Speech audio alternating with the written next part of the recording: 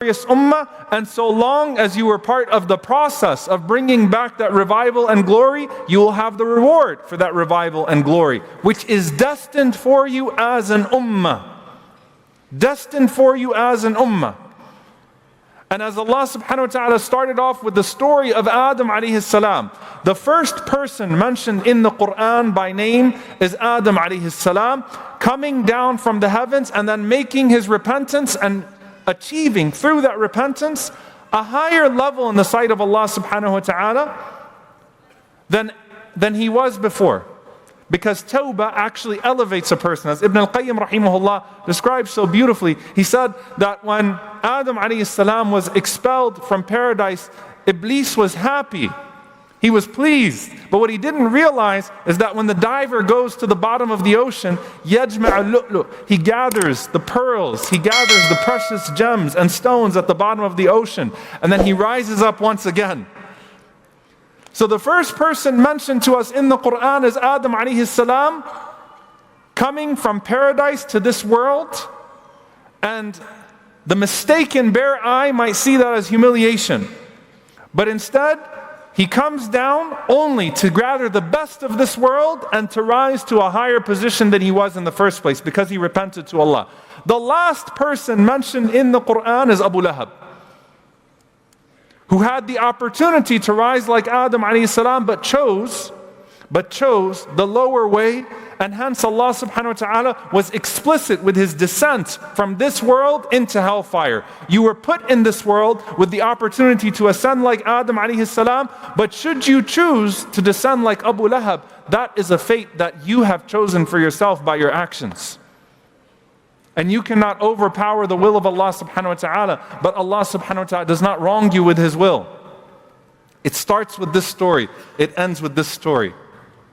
It starts in Surah Al-Baqarah with a request for victory, and it ends with the announcement of victory for the ummah.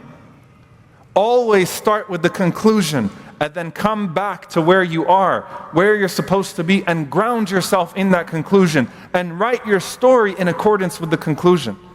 Now, subhanAllah, some of us can't see past surface level. And it is a miserable existence. And I say that and I feel sorry for people. I feel sorry for people.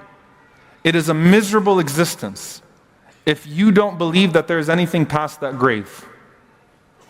What a miserable existence if you think this is it. What a miserable existence if you think it ends with this. Doesn't end with this. And what a beautiful existence. عَجَبًا لِأَمْرِ الْمُؤْمِنِ. What a beautiful existence if you merely see this as a bus stop, as another stop in the station.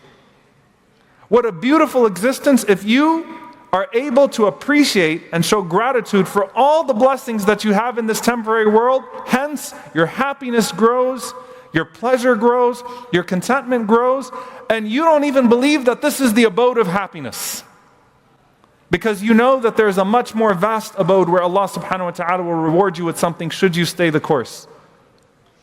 But the difference is not in the existence of this space or the existence of this space or the existence of this space. Two people could be standing in a graveyard and looking at a grave and feeling entirely different emotions. Allah subhanahu wa ta'ala wants us to broaden our vision. And when we see victory and defeat, even in the worldly sense, in the material sense, only by the externals, we're not able to think of a proper conclusion because we can't see past chapter 3. And that's why Allah subhanahu wa ta'ala, when He talks to us in Surah Rum, when Allah Azza wa Jal tells us about the battle of the Romans and the Persians, and Allah subhanahu wa ta'ala gives the prophecy through Rasulullah sallallahu alayhi wa sallam of a change. Something's going to happen where it's all going to change. It's all going to flip. Allah subhanahu wa ta'ala mentions about those people who can only see surface level. يَعْلَمُونَ ظَاهِرًا مِنَ الْحَيَاةِ الدُّنْيَا. Allah didn't even say they know the life of this world. They're not even experts in the life of this world. يَعْلَمُونَ ظَاهِرًا مِنَ الْحَيَاةِ الدُّنْيَا. They only know surface level of this life.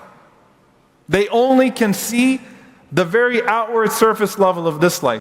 وَهُمْ عَنِ الْآخِرَةِ هُمْ غَافِلُونَ. and they're even more heedless about the hereafter.